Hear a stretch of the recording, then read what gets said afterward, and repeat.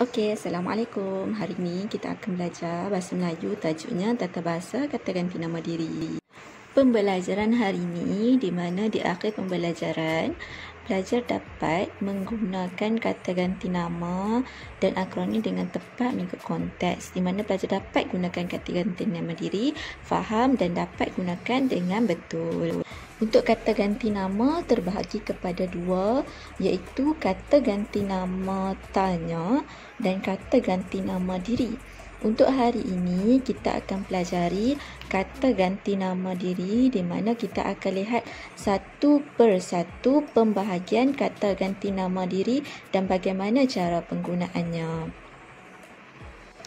Kata ganti nama diri pula terbahagi kepada tiga, iaitu kata ganti nama diri pertama, kata ganti nama diri kedua dan kata ganti nama diri ketiga. Okey, setiap kata ganti nama diri ini, setiap kategori kata ganti nama diri mempunyai contoh dan contoh masing-masing, dan cara penggunaannya pun berbeza mengikut konteks dan situasi. Baik, kita akan tengok satu persatu pembahagian kata ganti nama diri. Kata ganti nama diri pertama, kata ganti nama diri ini pertama ni lebih melibatkan kepada orang perseorangan, di mana hanya seorang saja yang menggunakan. Okay, seperti biasa kita lihat, contohnya seperti saya, aku, kami, patik, hamba, beta dan ku. Ku adalah singkatan untuk aku. Kita biasa guna saya, aku, kami, patik, hamba, beta lebih kepada penggunaan dalam bahasa istana. Baik, kita pergi ke kata ganti nama diri kedua. Kalau tadi kata ganti nama diri pertama melibatkan orang perseorangan, kalau kata ganti nama diri kedua dia dah ada pasangan. Dia antara perbualan ataupun merujuk kepada merujuk kepada situasi. Okay, contohnya awak, anda, engkau, kamu, tuan hamba, kau. Kau adalah singkatan bagi engkau, tuan hamba selalu digunakan dalam bahasa istana. Awak, anda, kamu ni kita dah biasa gunakan. Akhir sekali ialah kata ganti nama diri ketiga. Tadi kata ganti nama diri pertama perseorangan, kata ganti nama diri kedua melibatkan perbualan ataupun situasi melibatkan dua, kata ganti nama diri ketiga pula melibatkan lebih daripada dua ataupun ramai. Contohnya mereka, nya, dia, ia, beliau, dia. Mereka ni ramailah. Baginda selalu pada raja, beliau pada orang yang profesional. Okey, seterusnya kita akan tengok beberapa info tentang kata ganti nama diri. Okey, antaranya aku dan engkau, kita boleh gunakannya untuk situasi yang tidak formal. Contohnya kita bercakap dengan kawan baik kita, kawan-kawan yang kita dah biasa berjumpa.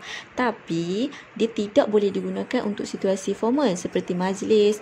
Kalau kita gunakan, kita dianggap sebagai tidak sopan lah, sebab ianya tidak sesuai. Kita pun dah biasa guna aku dan engkau untuk kita bercakap dengan kawan-kawan kita kan.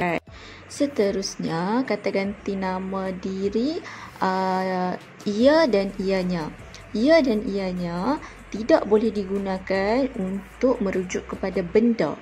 Ia dan ianya ni digunakan untuk merujuk kepada sesuatu yang bernyawa seperti orang, haiwan. Dia tidak boleh merujuk kepada benda, contoh buku. Kita tidak boleh kata ianya berat, ianya keras, tidak boleh. Seterusnya, kata ganti nama diri majmuk, contoh seperti kita, kami, kita atau kami, tidak boleh merujuk kepada diri sendiri. Okey, benda ni, kataan ni selalu kita guna untuk kita merujuk pada diri sendiri untuk dalam cara percakapan kita seharian sekarang ni kan. Tapi dari segi tata bahasa ianya salah. Kita tidak boleh gunakan kita atau kami untuk merujuk kepada diri sendiri. Penggunaannya salah.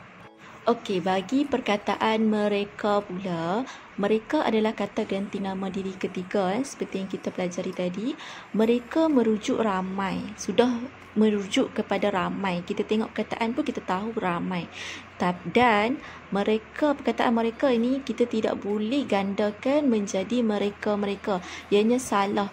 Bila kita nak guna, kita hanya sebut mereka sahaja sebab mereka sudah merujuk kepada ramai. Perkataan anda pula, anda adalah kata ganti nama diri kedua.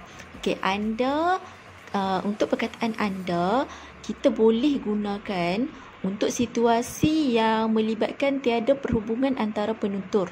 Kata ganti nama diri kedua ni kan melibatkan dua pihak kan. Tapi untuk perkataan anda, kita tidak boleh gunakan untuk perhubungan yang ada penutur. Seperti contoh iklan, anda sihat, anda ceria, macam tu. Akhir sekali, info yang kita nak tahu adalah kata ganti nama singkat. Kata ganti nama singkat ni contoh ku, nya, mu.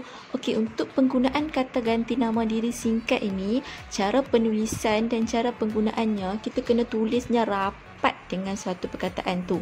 Contohnya, daripadaku, ku peroleh menerimamu, ibunya. Bila kita nak tulis, kita kena tulis dia rapat.